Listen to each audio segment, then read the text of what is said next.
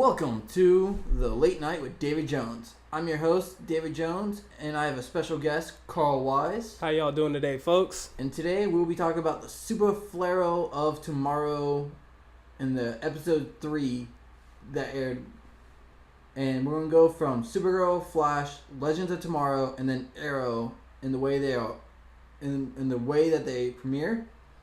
And we're going to start off with Supergirl, episode 3, titled Far From the Tree. We're going to talk about the good, we're going to talk about the bad, and what we just don't care about. And the synopsis for episode 3 is Eliza throws Alex and Maggie a wedding shower, which causes Maggie to reach out to her estranged father, and Supergirl and joins John on a personal mission. Carl, what are some goods you got from this episode? Finally, they gave my man Martian Manhunter some actual screen time. Other than being I'm going to stop you right here. There will be spoilers for all 4 of these shows, so if you're not caught, catch up, come back later. Continue. Sorry about that. I want to throw that out there. The Martian Manhunter, besides this John Jones him as the head of the DL, they finally give him back in the Martian in his full outfit, suit and everything, fighting. What he does best, at least what I think so. So that was one thing that was really good to see.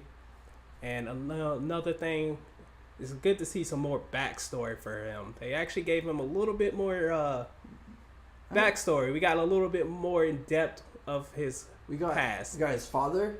We saw his kids. Two of his girls. Daughters, yes. Okay, yeah, daughters. And kind of got a little backstory of like what kind of person his father was. And kind of person he was. What his father thought of him. Fun little fact though, the person who played the father voiced the Martian Manhunter back in Justice League Unlimited. Oh. So I was listening to it. I was like, why does that voice sound so familiar?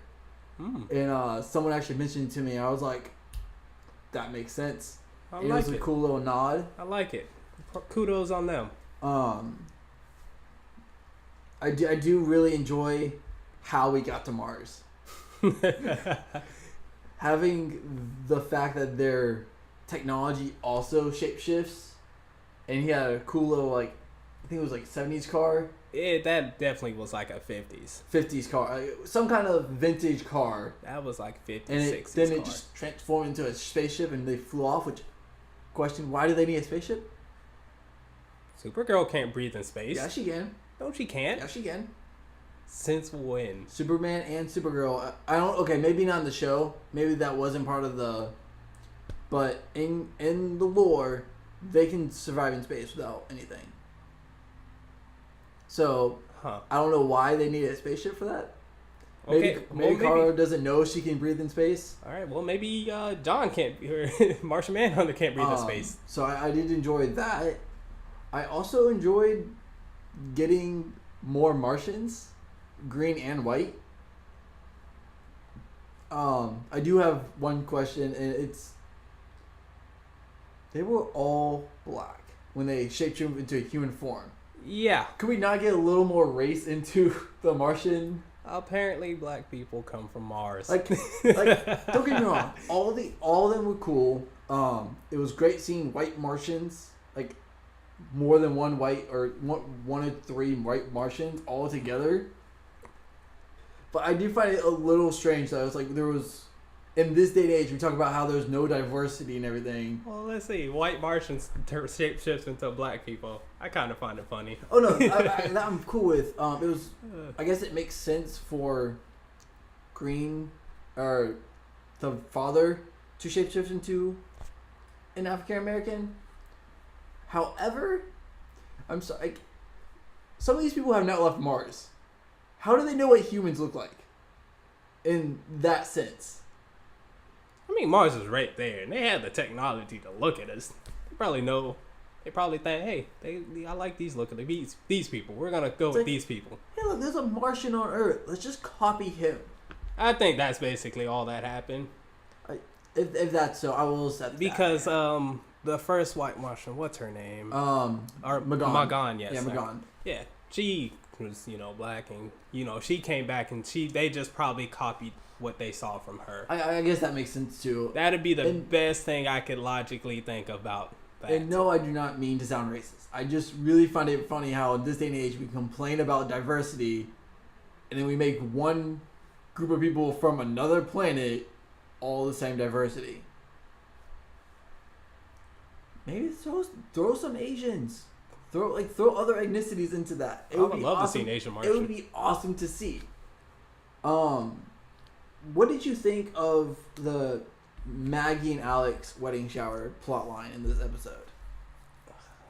That again is getting into a whole different topic of homosexual marriage, as well as the Mexicans in America, as well as have treated and things like that. Unfortunately, in this day and age, people do think about, homosexuality, marriage is awful, it's the worst thing to come. Yeah. And honestly, I don't care. It's you love who you love. Exactly.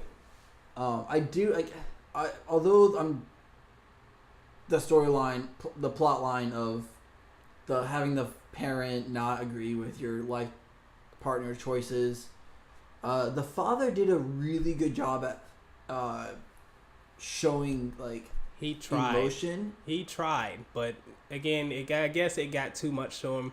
From what he was stating, I understood what he was coming from. And that's what I was getting at, was we were able to, it wasn't one-sided where we always see from Maggie's side. We got to why the father felt the way he felt. Yeah. And the emotion he brought to that scene where he's giving the way I was born or raised, the way I grew up through struggle for you to have a better life. Yeah. And he feels like just being a homosexual is just going to make your life harder. Along with being a Mexican, yes. Hispanic, and being lesbian. Yeah. Or homosexual. Yeah, so I see what he is saying. He wanted what was best for his daughter, but... In his eyes, but unfortunately he didn't express that the best way he thought. Yeah. The best way he could have. I could have done without the storyline, to be honest with you. Yeah, again, and then that ending with the Maggie and kids ordeal. Okay, I want to ask this question. Do you think they're going to stay together? Oh, God. At this point, it's looking tough. Because we are on the CW, which they're known for their relationship drama stuff. Uh-huh. We saw in Arrow. We saw in Flash multiple times. Arrow multiple times also. We saw it in different universes too. So with them oh yeah, we're getting married, but then having this kid thing, which you clearly see is it's a one very side big is issue. I don't want kids, and the other I really want kids. I don't see them lasting. I don't either. Don't get me wrong. I would love for them to last. I would too. I like their relationship better than Kara's and anyone else. But I would too. But the problem is, I feel like it happened so fast. Them dating. We had an entire season. It was one whole season of them dating? Maybe. I don't know exactly when they started dating in season 2. But again, I feel like, one season and now they're engaged to get married. I feel like it's way too soon. Maybe. I mean, if we're being honest, Iris and Barry do the same thing. But I will give them a different circumstances for that because they knew each other since kids. They know in and out of everything about them, each other, before they're dating, before they're engaged. I guess I'll give you that maybe. Do you have any negatives for the episode? Again, just the topics brought up for the Alex and Now, were they negatives because of the topics itself, or because how they approached the topics? I think really how they approached it. I mean, I think it would have been a better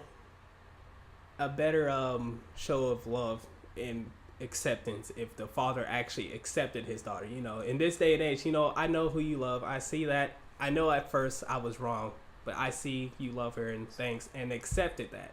For me, That'll give a whole new light and pictures. Like accept everybody for who they are. And I think that's one reason why I liked where we left off, because like, if the father was like, I accept for who you are, which he kind of did. He said yes. I know. He said you can love whoever you love. I'm just not gonna be there. And it's like, okay, so pretty much they've accepted the fact that it's like, we're not agreeing on this terms. It's like, my entire life I grew up wanting your approval, and now I don't need that from Maggie's point of view. So I think that's one reason why I liked it, because it wasn't the cliche, after one episode I've learned to accept who I'm okay with who you are and everything. I'm cool with that. For me, one of the negatives is that scene with Kara on Mars. Don't tell me. That was actually my favorite part, man. Where it's like we have a plan, and you see Kara driving down. That was my favorite part. I'm sorry. It was fine. It could have been the song choice mainly. However, the fact that she's like, "Oh hey, do you know the way to Albuquerque?" Do you know where that came from? No, I guess I don't. It's from Bugs Bunny. Yeah, I guess that flew right over my head. That's a classic Bugs Bunny expression. Whenever he what's up, docs? I think I made a wrong left turn at Albuquerque. He always says that. Okay, then I guess that flew right over my head. Oh, Either way, it did not work in this scene on Mars. If they were in the U.S. or something, maybe. Listen, because Bugs Bunny's done that even when he went to Mars.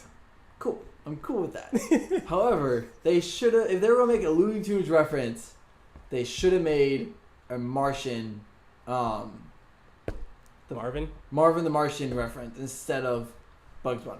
Because I'm sorry, that flew right over my head. Bugs Bunny. Well, hopefully more people caught on to that. I hope so too. If you caught on, please put in the comments or tweet me at Joker of Nothing on Twitter. And another thing I want to throw out here, that on the positive episode, we get John's father on Earth. Right. I honestly thought he might have stayed. I was expecting him to stay and help out the White Martians. It was cool to see him on Earth. Yeah, I'm saying I want to know what his role is going to be on Earth now. What is he going to do? Is he just going to hang out or? And now he technically has granddaughters now, if we're looking at it that way, because Alex and Kara are like daughters to John. Mm-hmm. So technically he has pseudo granddaughters. Yeah. I will accept that. And on the last topic that I just don't care about is the Rain, or the mother and daughter storyline. I just don't care about them. No, see, they that last part, the tattoos. What did that movie reminded me of? What was it? It's like a mixture of Enchantress with like the Mummy, kind of the new Mummy that just recently came out. It's the same storyline we got in Smallville with Doomsday. Same exact storyline. We're trying to humanize this person. She's on turn.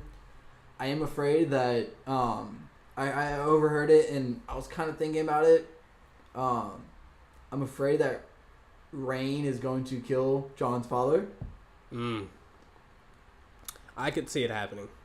I don't want that, because I actually want to get more of his father. But honestly, through this season, I won't care about that storyline, even though it's like the main storyline of the show, that season. I just want to bring that up there from past and with the new information we got now.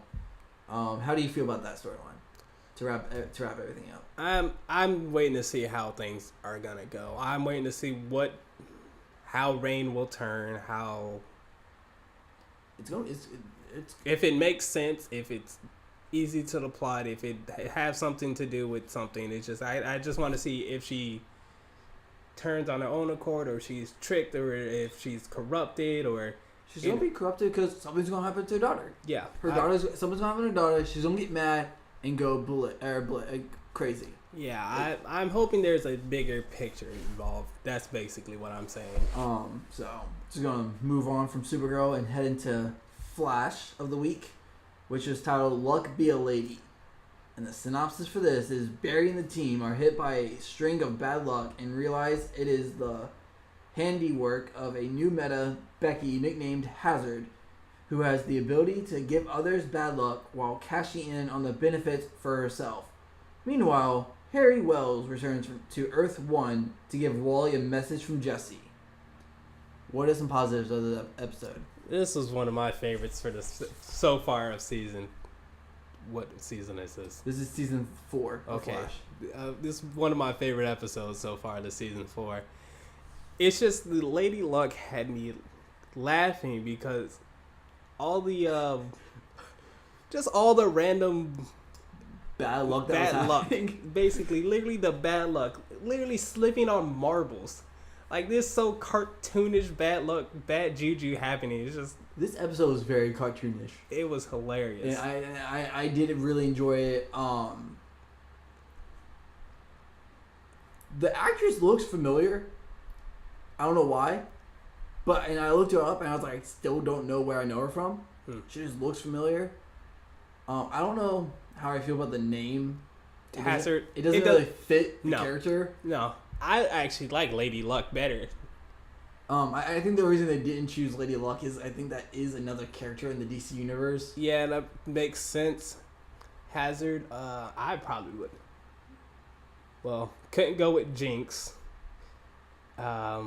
That's also another character. In a different. No, Oh. in DC universe there's a Oh, Jinx. it is Because she was in Teen Titans. Oh, that's you. You're right. What am I thinking? I don't know why, but I would have Jinx. I know Jinx is basically her powers are the same. Yeah, She causes bad luck for other people. Um, Something to do with luck base or something. But Yeah, Hazard's a little too and I'm much. sure that's the name for the comics. I'm sure she kind of. I guess Hazard. She's a hazard to everybody around her. So it makes sense in a way. It's just the name doesn't fit the Her. character that was portrayed in the episode. I'm gonna say it right now. My favorite thing about this episode, I get Harry Wells back. He's my favorite Harrison Wells we've been introduced so far. He has great chemistry with Cisco. His very blunt and just straight attitude he has towards everything, and the fact he's just a dick. Oh, that breakup cube scene was hilarious. And I think that's probably one of the very few comedic sketches we have with him that is straight comedic. It was supposed to be serious, but because of him and How it was he done. it was just funny. I applaud that one right there. And I it was another thing that I've questioned on this show since he was introduced.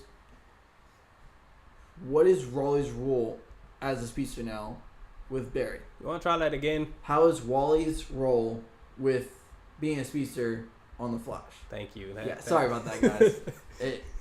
That was a mess. Because one episode Wally's doing good, he saves Barry. The next episode, Wally he just kind of disappears, no explanation. And we got that explanation now. We got an explanation of where he was this episode, because he blatantly says it. He's like, the world was about to end, and nobody knew where I was and what I was doing, and they all sat there. It's like, you know what? You're right. Where were you? We didn't actually notice. So that was like, finally just.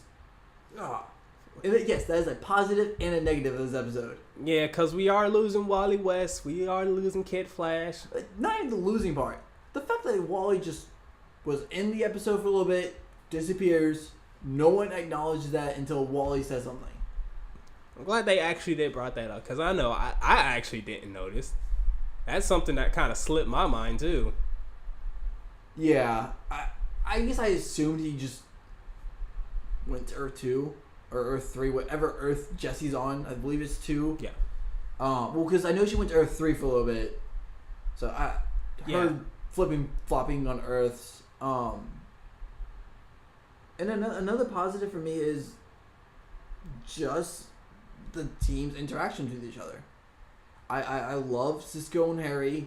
I love Barry with everyone. I want to get more of Caitlyn's storyline. What happened in those 6 months Caitlyn was gone? I know they haven't. They're probably gonna touch on that later. But yeah, no, just all the team together is a great thing. Yeah, we got the gang back together. And my favorite, Harrison Wells. I've been so excited when I found out he was staying on for the season. Do you have any more positives for the episode? No, I really enjoyed this episode. It was just visually great. Had a great laugh with it. I don't really not anything too wrong with it. It made perfect sense. I am going to bring something up, and because it's kind of a both of negative and positive, and it's a great segue. We found out where the metas came from this season. Right.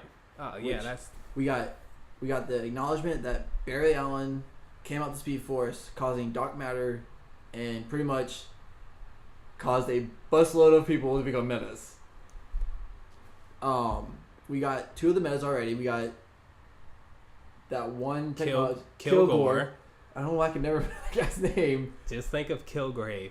I do, and then it's like, is it Kill? I can never think of Kilgore, which is ironic because my aunt's last name is Kilgore. Your aunt's last name is Kilgore? Yeah, that's creepy. It's very creepy. Now that there's a villain, and then we got Hazard. 10 more metas to go. Mm-hmm. Will we get those 10 metas up until the mid-season finale? Past the mid-season finale? They're gonna hold off on some of those. My main thing that it's a negative for it,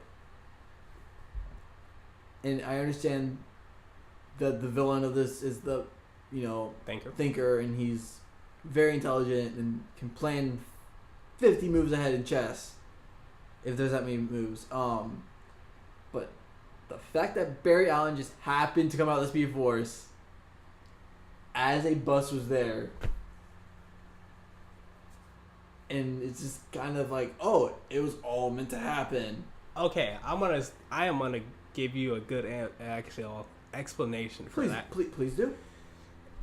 The way logic works and how the world works is for every action there's an opposite and equal reaction. Yes. So, like you said, he has thought of 50 to plus 100 moves ahead of time. Yep. That one of them is a possibility he had in mind. Not saying that it was going to be exactly that. So basically saying he has, from Barry's coming out, he thought of all the possible outcomes, all the places it would come up, everything that line up time-wise, everything like that. Because he can easily get the bus schedule, the bus route, bus times, and that's something easily attainable. But can you predict... It's like, all right, they're going to get them out the Speed Force, but he's going to end up exiting here. Again. Can you predict that from a Speed Force that you're not in? He probably has a lot of different variable points about when he's exiting. So basically thinking, he probably has one, this corner right here at the bus stop, the playground down the street, traffic in this area, or a building at that point. He has probably thought about every last one of those possibilities, every last one of those outcomes, and he's going to plan accordingly from what he saw. That's how I think the thinker thought. I'm going to allow that to be the thing, mainly because that's this universe, and that's what happens. However, in my head, I was like, that's just way too coincidental. And yes, I understand Harry made that comment. It's like, it all ties together. This is why.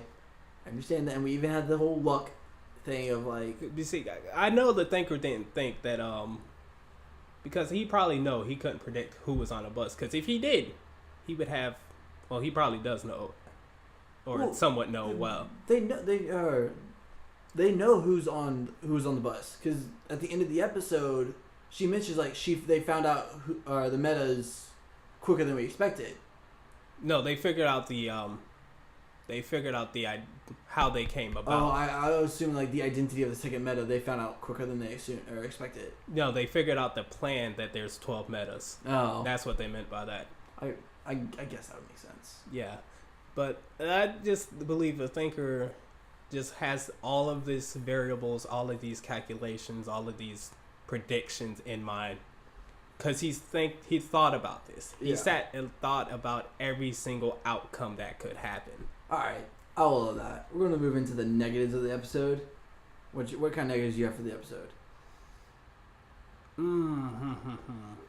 You go ahead and go first. See if you got anything. I mean, it's a negative and a positive because of how he's been portrayed.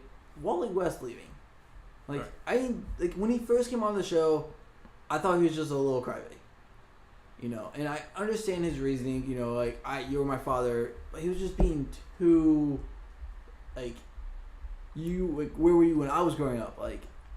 Not really taking the situation as it was when he came on the show, and then he kind of grew on me, and I really enjoyed his character in season 3, and then season 4 I really enjoyed his character when he was on, but the fact that he's leaving is yes, we now only have one species to worry about. The city he went to, I wasn't cool with because it was the original hometown of Wally West in the comics, but the fact we're losing that as a character for now. Yeah, that's a little upsetting because I enjoyed Wally. I liked his character. According to the executive producers, he will be back episode 7, I think. Okay. And because he is still a regular on the show. Okay. But another reason why it's a negative for me, it's I kind of wish he went to a city closer to someone in the Titans. If I had to choose Wally to leave the show for another show, I want Titans. Yes.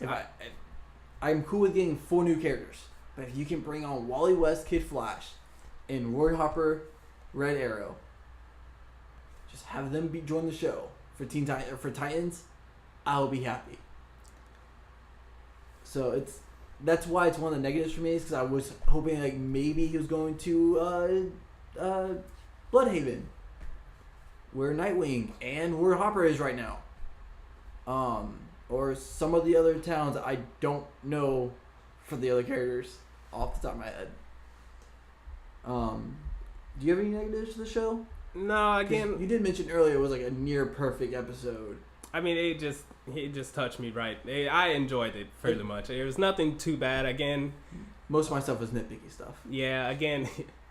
Wally West leaving the show for now, I mean, it's sad, but maybe, like you said, he has a broader perspective maybe on Titans now. Hopefully. I'm hoping. Next year. I would love to see him on Titans. That would be amazing. And, maybe he gets his, where did he go? He went to Blue Valley, I think. Blue Valley, yeah. When he went to Blue Valley, maybe he might have met Roy or... I'm thinking if he is to meet someone from the Titans... I think it will either be a Raven or a Beast Boy. Yeah. I don't see him meeting Starfire, if that is one of them. Oh no, they don't meet Starfire unless they're all together. Normally. That's how, they can't just meet Starfire and be like, "Hey, we're all a team now." But I will say that this episode was fun. And again, I get Harry Wells back. Can't tell you how happy I am Harry Wells is back. Because he is by far... Okay, one, the actor themselves, Tom Cavanaugh, the show lacks...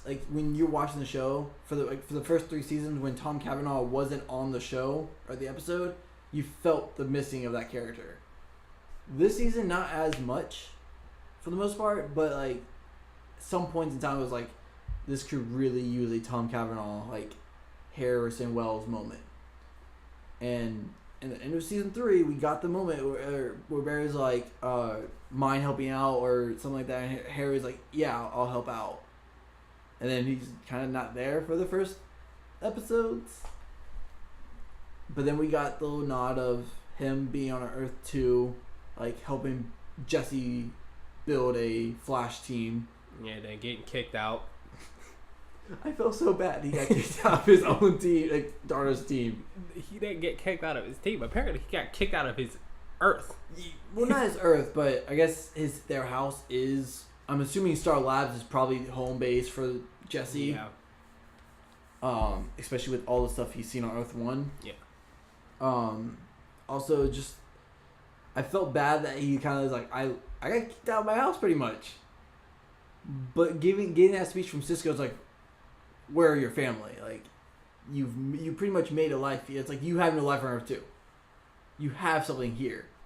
Build on it. So I'm kind of hoping we can see a Harry Wells outside of Star Labs, like interacting with everyone else. It can't happen, unfortunately, because Harry Wells is, what was it, dead? It's either dead or he's a murderer. Harrison Wells is a murderer. Yep. That's right. He can't step foot outside. Harrison Wells came out and I'm sure they can come with some. They have HR's technology still to change faces. Do they not? They do. I want Harrison Wells interacting with people outside. Like HR has done it. Hold up. I'm backtracking. Harry Wells can't leave Star Labs. HR was blatantly out there as HR. Multiple occasions. He was there when he was HR when they met that one scientist. Okay, now see, they don't like. Okay, that's like little events. You don't see. He was at CC Jitters. I believe he was wearing his disguise. I don't think he was. I think so. Later in the season, he was not in his disguise. He became HR. I don't. Well, we will have to go back on that. And the last thing I'm gonna throw out here is that one scientist, Tina McGee from Mercury Labs. Yeah. She's seen HR. They know, like, not HR, Harry Wells, sorry. In the season 2 or beginning, he was like going there and robbing from Mercury Labs. She knows who everyone on the team is. Harry Wells can leave Star Labs. If he doesn't leave Star Labs, that's a negative in this season. All right. Now we're moving on to Legends Tomorrow. Title Zari. They didn't try this name. They did not try this title at all. So the synopsis of this episode is when Sarah receives a distress call from their quote-unquote befriended agent at the Time Bureau, she learns that they have been tasked with going to the future to capture a rogue time traveler. Unfortunately, the Legends make things worse by trying to protect an outlaw named Zari to hopefully lure in the time-traveling assassin. Meanwhile, Stein tries to diagnose Amaya's condition, but Nate discovers an unusual treatment that Amaya begrudgingly agrees to. I'm going to start with the positive in this episode. Drugs are bad and gay. They are bad. They are bad. But if it wasn't for drugs in this episode, Amaya wouldn't be cured. Don't mess with African drugs. However, I will talk about that later in my negatives. All right. Positives. I like Gary. The Time Bureau guy. Oh, Gary. I love Gary. Explain, why do you like Gary? He reminds me of Chuck. I knew you were going to say that. From the first season of Chuck. I knew you were going to say Gary. Chuck. God, that was like, I knew you were going to say that. He's very bumbly, smart, but he's kind of weak. Yes, he is weak. I was going to say at least is able to somewhat of his job. He knows what he's doing, but he can't handle a fight. No. He's Chuck, and I love Chuck, and maybe that's why I like Gary. But also his chemistry with Sarah and all the other Legends, how he's trying to be by the book, and the Legends just pushing him over, like not happening. I was gonna say they punched him in the face so many times. He deserved it. If he would just give them the information they needed, what would have happened? I'm sorry. If Mick Roy comes up to you and is like, I need information, and you're Gary, you tell them information. Yeah, sure. What you want to know? I was born here, there. He was able to take a hit. Yeah. Gary can take a hit. So might have been punched in the face a lot as a kid. So that's definitely a positive for me is Gary, and his reaction to the Legends. Okay, I'm glad they are bringing out some information of Amari's past, Amari's totem, what the totem actually can do, because they definitely his abilities are a lot more than I expected it could be. Yeah, no, like the totem has been the powers of the totem have been talked about, but I think since I don't know if everyone watches the animated Vixen show on CW Seed or on Blu-ray. Please support it because it was actually a pretty good miniseries? Short? It was a mini short, basically. Because it's 6 5-minute episodes per season, 2 seasons. Please give that a shot. You learn a lot about Vixen and her powers, and I guess Amaya's powers also. So I do agree with you. Learning more about that in a live action form was great. What else do you have for positives? I'm interested to see what Zari is gonna be on the team. If she's gonna have, what kind of role is she gonna play now? Yeah, I think they might change her name. Or they're just not gonna speak her name on. Understandable. It's very understandable. I don't want to speak that name also, but we have seen this character in live action before on Smallville, played by who was pretty much taken over of Erica Durant's Lois Lane. What do you think? Do you think they're gonna keep the name, her DC Comics name, or do you think they're gonna just call her Zari? Because that's what they do with half the people on the ship. Honestly, I think they're just gonna call her Zari, because, like you said, they don't ever call Sarah White Canary. They don't call her White Canary. They don't call Ray Adam. They don't call him Adam. They don't call Mick Heatwave.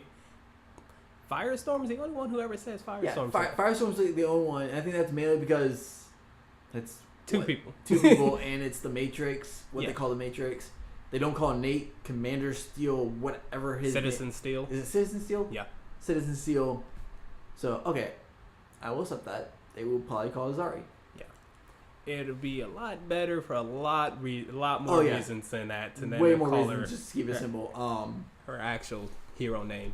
I want to know what their logic of bringing. I mean, I guess with Totem and everything, but it's like with everything in this day and age, like, hey, let's bring this character with this name. But the only problem is that name is, again, it's like kind of like the swastika.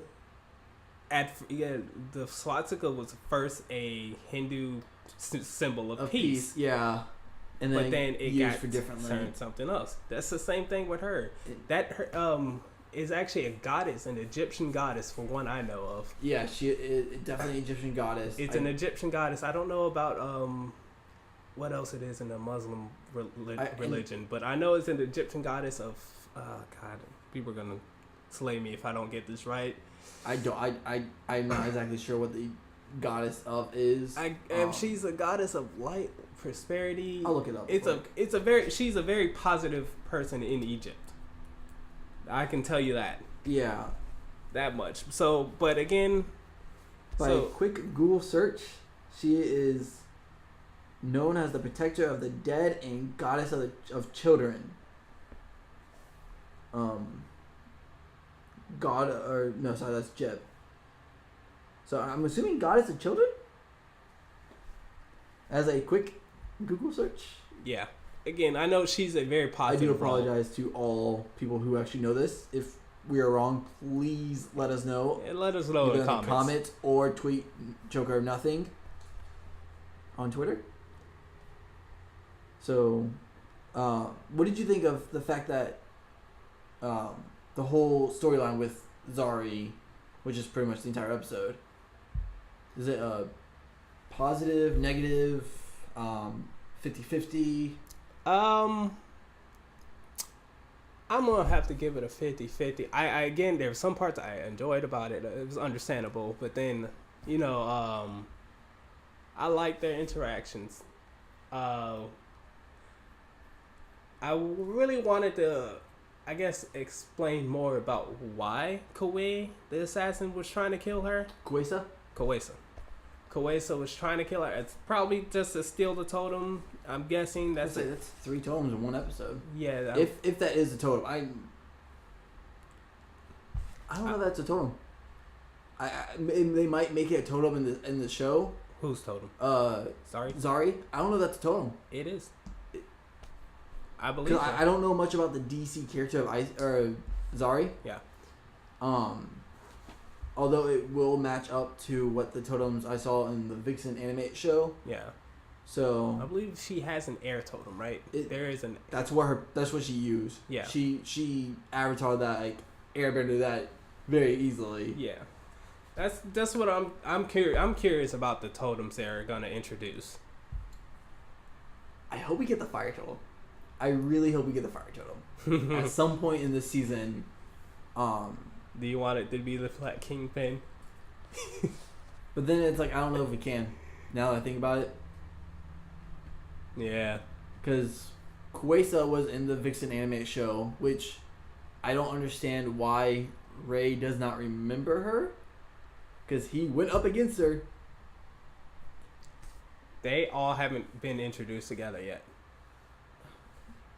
Ray was up against Kuesa in this episode. No. I'm not mean in different times. They haven't met up together yet.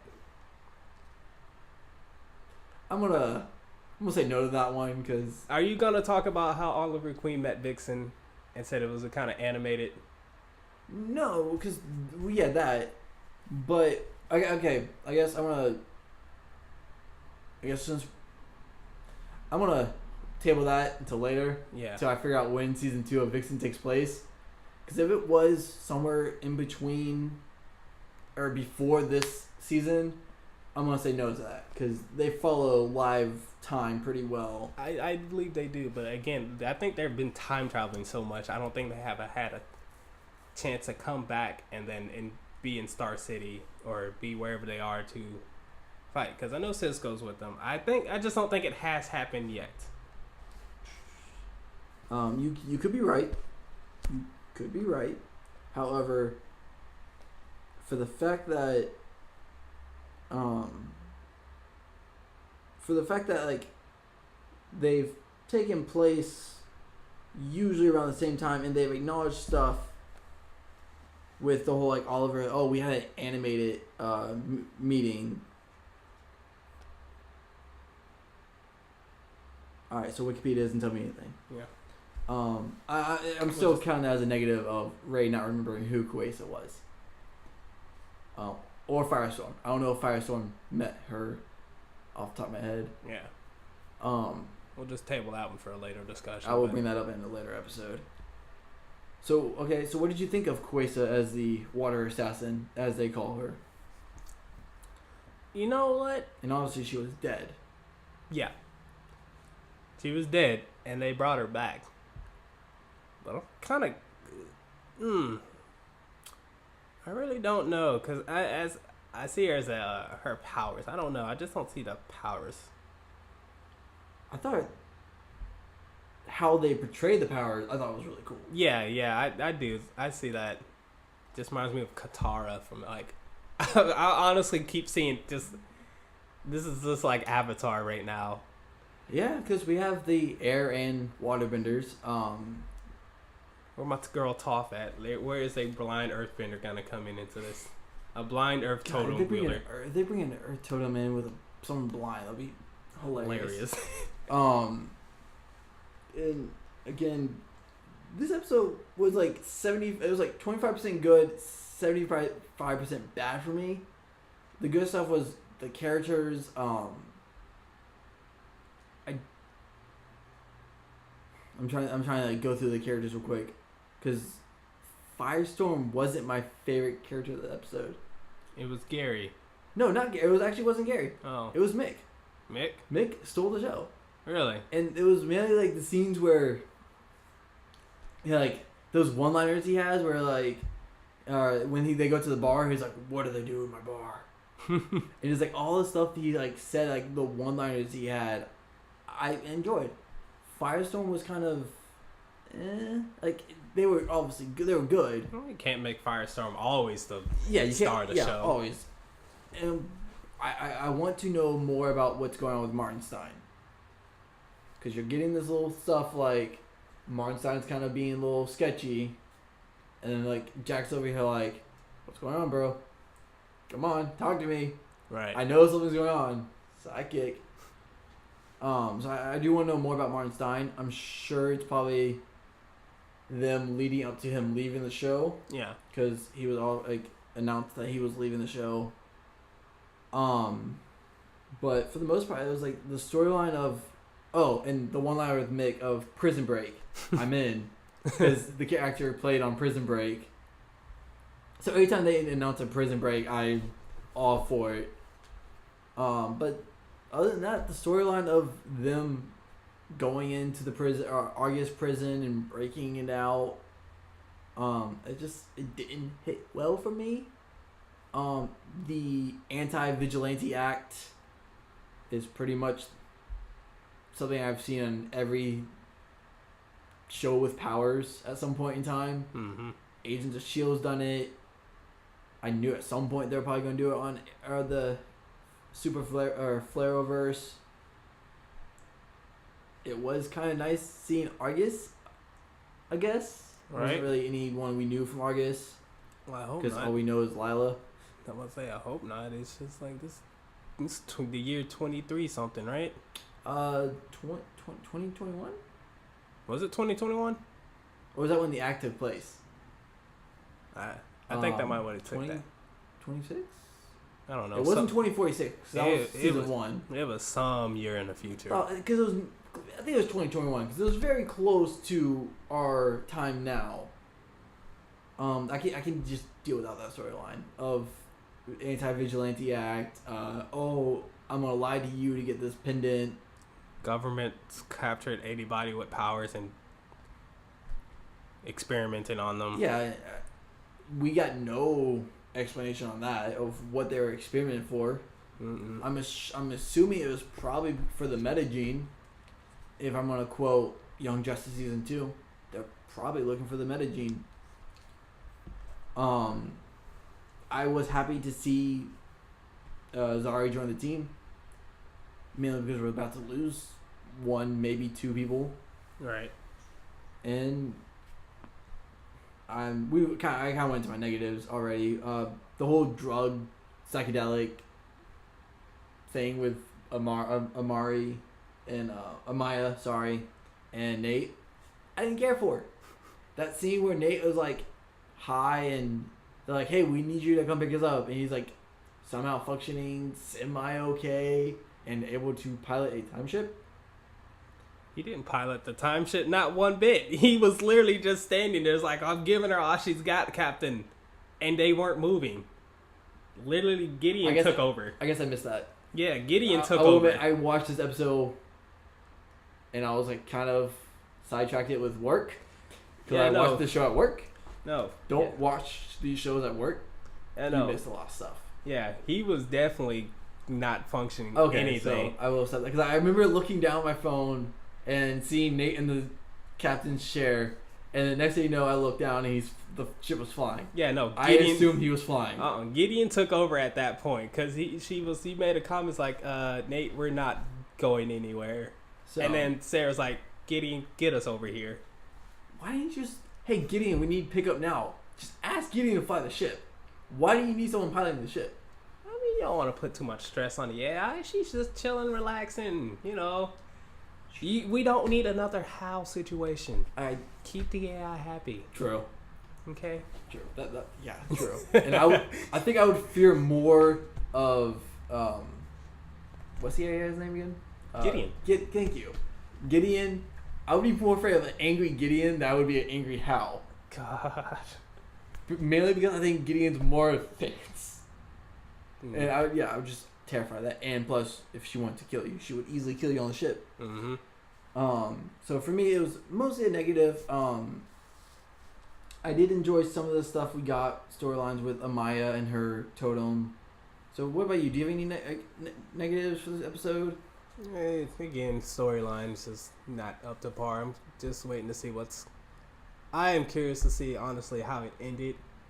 I am looking forward to seeing next. Are you talking about with the whole Ray and in the sewer, or running from a bully on a bike? And that was just it. If y'all haven't seen the movie It, the newest movie, it is basically what's about to happen. Maybe I don't remember the '90s TV miniseries that well, but I'm sure it happened in there too. If you've seen it at some point in time, Ray Palmer, sewer, talking to some strange monster. Mm-hmm. Kind of sketchy. I was waiting for him to say hello, Georgie. I was actually, hello, Raymond. Want a balloon? Just about asking him for a balloon. And they say we all float. God, it was legitly a it moment, and I don't know if it's because like they knew the movie was coming out or what, but still, it worked great in my opinion. I'm curious to see where that's going. And we're gonna move on to the final show of the week, Arrow, titled Next of Kin. The synopsis of this is a rogue Black Ops team led by Onyx breaks into Accord Industries and steals something lethal. Oliver struggles to connect with William, so he reaches out to a surprising source for help. I'm gonna start off right now. I want Blue Beetle. Accord Industries legitimately dropped every other episode in some point in time of the Arrowverse. I want Blue Beetle. I don't care if it's Ted Kord. I don't care if it's Alan Grant. I don't care if it's Jaime Reyes. I want Blue Beetle. I'm tired of Accord Industries. For all we know, Ted Kord could be out somewhere with a blue scarab on his desk and something happens. Blue Beetle better show up in the Arrowverse by season 6 of Flash. I'm gonna give him 2 seasons of Flash. Question. Let me just reiterate. Ted Kord, he actually didn't have the scarab on him, right? No. If I remember correctly, I think Ted Kord dressed up as the Blue Beetle. Yeah. I think Alan Grant. If that's not the first Blue Beetle's name, I apologize. I believe it's Alan Grant. Is Alan Grant the Green Lantern? The first Blue Beetle, I believe, had the scarab in some lore, and then Jaime Reyes gets the blue scarab. Right. Because I definitely remember Ted Kord never actually had the Blue Beetle. He just copied its image and copied its powers. Yeah. He had weapons that were from the scarab. Yeah. But he never actually wore it himself. I do apologize. It was Dan Garrett was the original Blue Beetle. Dan Garrett? Yeah, Dan Garrett. Okay. I had the last name right. That's. You just don't know where Tom came from. Did I say Tom or Alan? You said Tom. I thought I said Alan. Alan was the other guy. The second. No, that's Ted. Wait, Ted. Ted is the second Blue Beetle. Jaime is the third. Oh, okay. I think I said Alan Garrett, or did I say Alan Grant? Alan Grant. I think that might be the Green Lantern. Right. I apologize. We're getting names. We're getting names confused and wrong. So yeah, Dan Garrett, then Ted Kord, and then Jaime Reyes. For all we care, they don't have to mention that. They can name drop Dan Garrett and passed away. Ted Kord has the blue scarab. Jaime Reyes comes in. I just want Blue Beetle. I don't care who I get. That's my rant for that. It's a positive rant because every time I see Accord Industries, it gives me hope. So don't think of me not just liking that at all. Positives for you of Arrow next of kin. You know, it's Oliver sticking with his choice of becoming the mayor of the city. It's basically I'm curious to see John more as a Green Arrow now. I don't really see how well it's gonna work, mainly because John's not an archer, and which they brought up in the episode. They did. It's like Green Arrow's not shooting arrows. That's a little fishy to me, huh? I don't know who you got your stunt double in. You have this FBI agent on your tail and knows everything about you, and you're gonna let someone not an archer. This would be prime opportunity to have Roy Hopper come back and be Green Arrow, although he was arrested for being the Arrow. Not the point.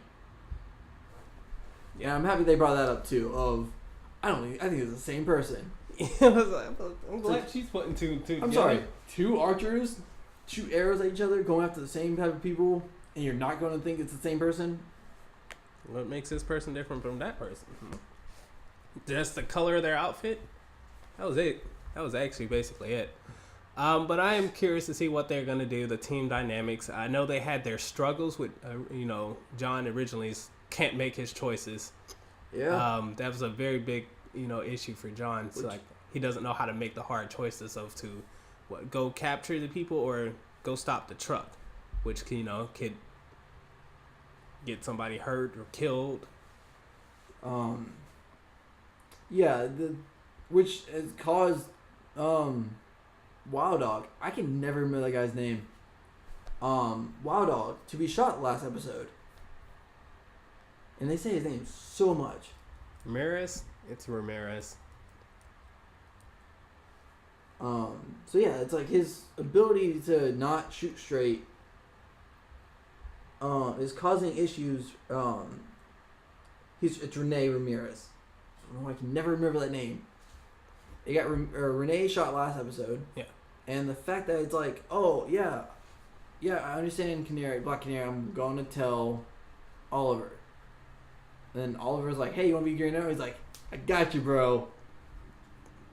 Are you trying to get your team shot or killed?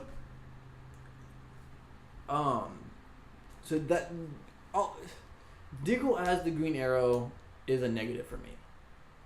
No matter what they do with this character, it's a negative for the fact that we know he has nerve damage. Nerve damage. Thank you. I was going to say tissue. Nerve damage. His hands aren't straight. He's not able to hold a gun properly, let alone bow to shoot straight. So that's continue. That's just it, because Diggle is a sharpshooter. He is a very trained person with any weapon. I mean, again, I would think it would take some practice for him to be as skilled as the Green Arrow, but get him into the archery range, he'll be able to. Yeah, with draw. A normal Diggle. Yeah. I will say this though, I did like the teamwork they had where like Diggle jumped off the building and Black Canary used her sonic scream to fly him into to cushion his well, not cushion, but like push project him into the car.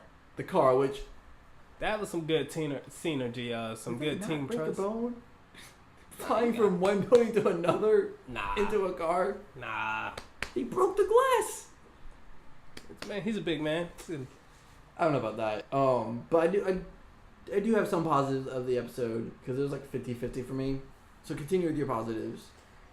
Again, I'm curious to see more Oliver role in this. I want to see as the mayor now. Oh, okay, as the mayor now, like not part of Team Arrow. Yeah, not part of Team Arrow. He's looks like he's generally trying to be there more for William, and I'm wondering if that's gonna come back and haunt him with the team, or if he's gonna eventually have to choose the team or William. He's gonna have to eventually choose. Yeah. Or I don't see it happening, or William's like, Dad, they need the Green Arrow. Yeah.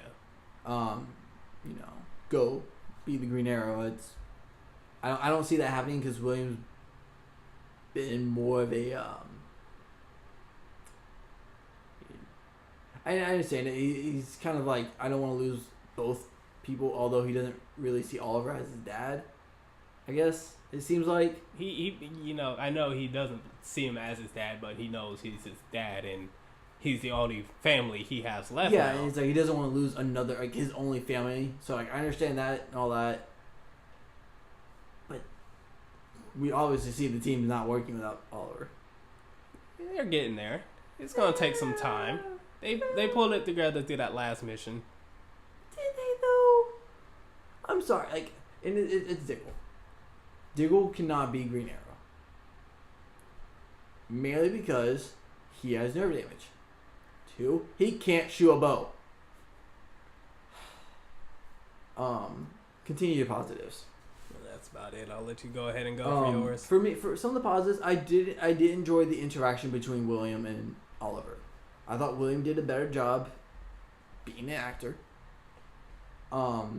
Seeing how like Oliver was trying to be there for his son, and it's like, hey, when I was in school, I would be happy to get a C and a C+ on something.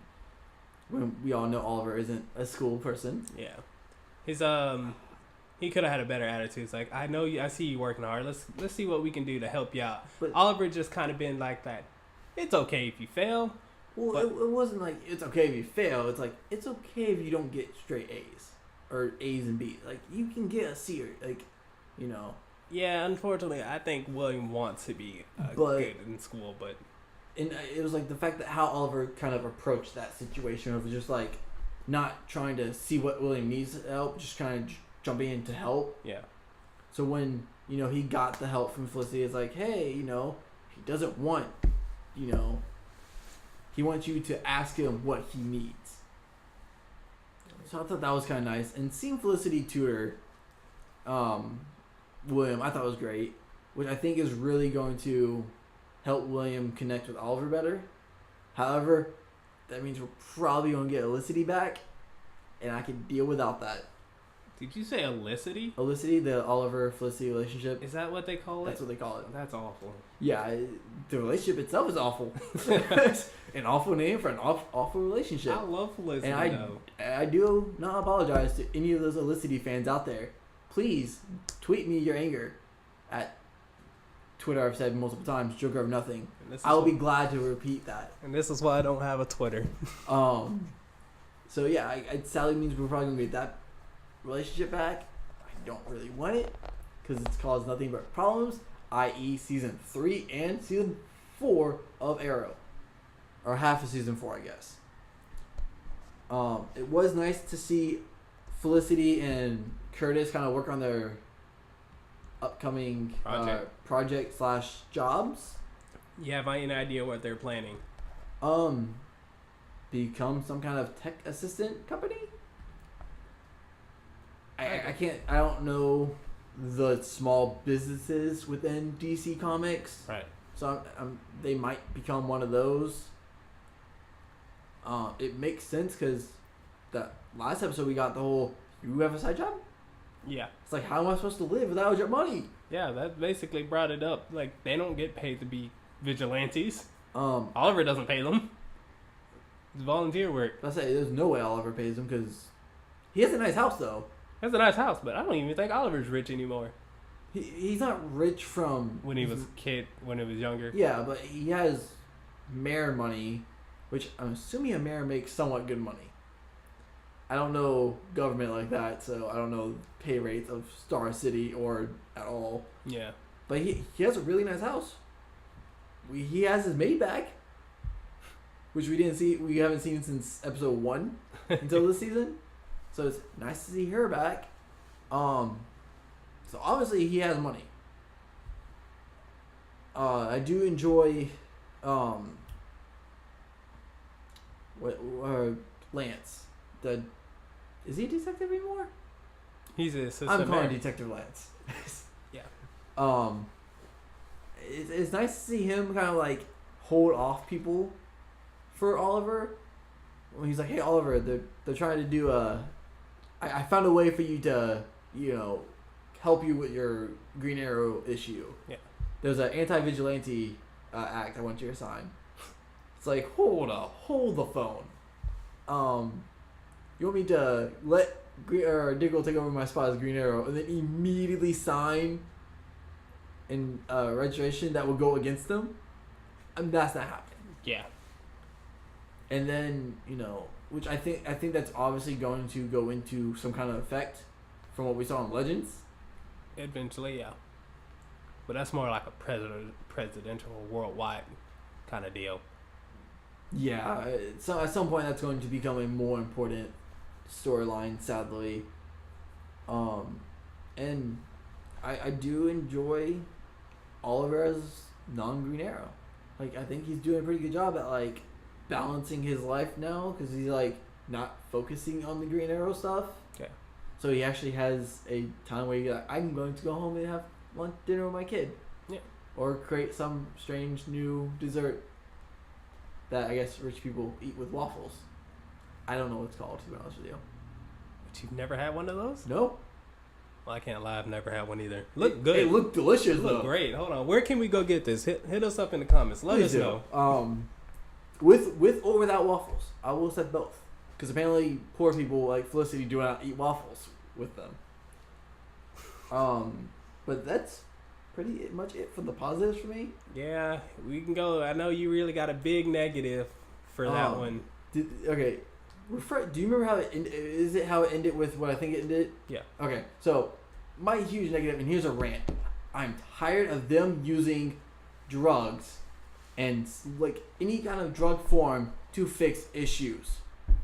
if Felicity has an implant in her spine to make her walk, why can't Diggle just go to Felicity, Curtis, even somehow contact Ray to make something to fix his nerve damage? I'm tired of that drug storyline. I'm tired of Diggle not telling the truth to Oliver. I did, however, enjoy that crossbow he got. That crossbow is gorgeous. In the middle of this race, I will acknowledge that amazing work of a crossbow. That is a gorgeous crossbow. Now, see, I'm on a... Which has, I guess, steady shot also. It doesn't. Oh, no, they mentioned, like, that would be great for an upgrade. Yeah. Sorry. But I'm going to acknowledge that about his, the drugs. I'm not sure or what kind of drugs it is or where he got it or what it could be. They didn't really mention, correct? No, they did not. I'm sure it's going to come to some kind of storyline later on of... So I'm curious to see, maybe it's, something the doctor might have prescribed him. He did go to the doctors and said... Yeah, but we saw him in an alleyway. Why would a doctor give him medicine in an alleyway? Oh, yeah. At least it looked like an alleyway. Yeah, hey, shady black doctors, man. Doctor's a white female. But please, just stop this drug storyline. It's the third time we've seen this in this show. I've said this once and I'll say it again. Drugs are bad and gay. We saw it with Lance. We saw it with his daughter. And now we're seeing it with Diggle. Just stop. Because of that alone brought this episode down for me. For the fact that they brought that storyline into this. The fact that Dinah has not like, alright, well, Diggle has an issue and it's like, I'm not going to tell anyone. It's not my business. Although it affects the entire team. And even though the ending where he's like, oh yeah, I'm fine. I'm better now. And shoots perfectly fine. And she just like, you sold me. You're good. Got Renee shot once. I'm pretty sure that because of him not making a decision, not shooting, got an entire building blown up. Dia had some troubles with the villain, choking her out.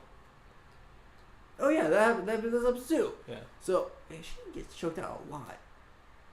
That's probably the best place to be behind this a canary. I would never want to be involved. That's valid. That's valid. So please. That's actually the big negative I have. Do we know who Onyx is? The guy, the people that were the Black Ops team in the beginning. Onyx? Yeah.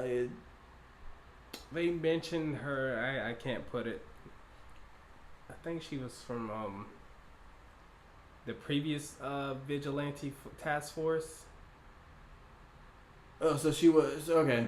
Either way, that's a negative for me too, because they were kind of there stealing some stuff, and they're